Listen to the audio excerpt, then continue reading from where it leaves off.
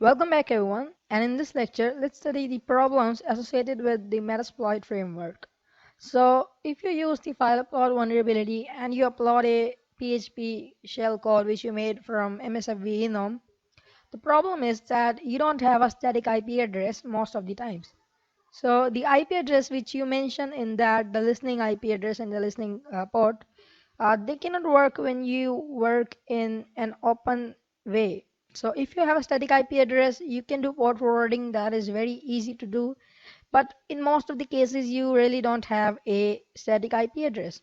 And then you need to buy VPN servers and get yourself static IP address. And there is one more problem still, that sometimes you can get easily caught. So they can reversely tap you up where the requests are going and where it is coming from, and they can find that who you are because your IP address is there in that payload.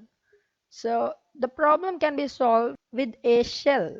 Now a shell is a predefined code that is almost similar to the Metasploit. Instead, it will help us to control the website from the browser, or uh, from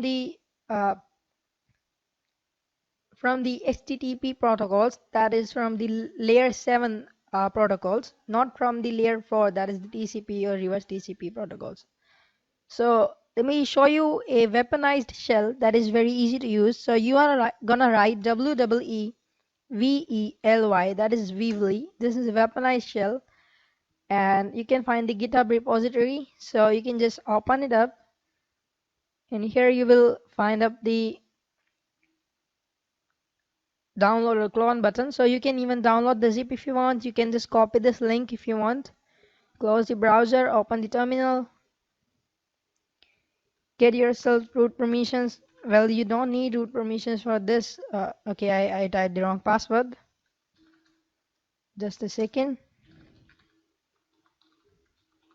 Well, you don't need the root permissions exactly for uh, this downloading, but still you're just gonna type in git space clone space the URL, just press enter, and it will start downloading and cloning everything into a folder on the desktop or on the current directory wherever you are.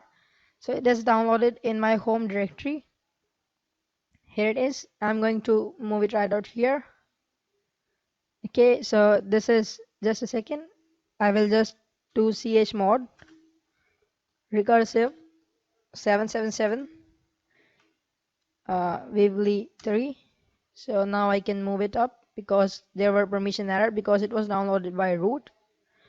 Now I will rename this file to anything. It is completely up to you. If you don't want to rename it, if you can rename it or not. I'm just rename it as shell, just for my simplicity. It doesn't really matters. Now we will move into this directory,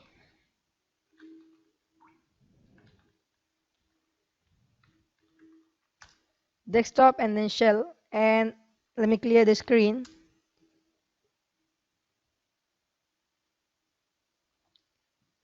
Okay, what am I doing?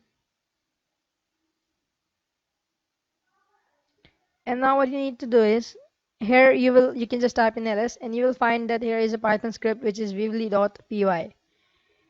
So what we want to do is, we want to create up a shell. How to create a shell? Dot slash and then weevely.py. That is how we run these scripts. And then generate, generate, generate space, then a password for the file. So this is a good thing. No one can access this shell until he has the password. Let me just add Bunsel in this case. That's just gonna be there. So Bunsel, and now what we want to do is, we want to type the file name, the shell name. So shell.php, just giving it a name, and press enter, and it'll generate a shell created backdoor. Right here, if you just open this shell, you will find shell.php will be there. Here is the shell.php. Now I'm just going to rename it as also chmod 777 shell.php, so that it is accessible by everyone. Right now we just need to upload this up. So after uploading, what we need to do, the question arises here. Now let me just upload it fast so that you can just see that.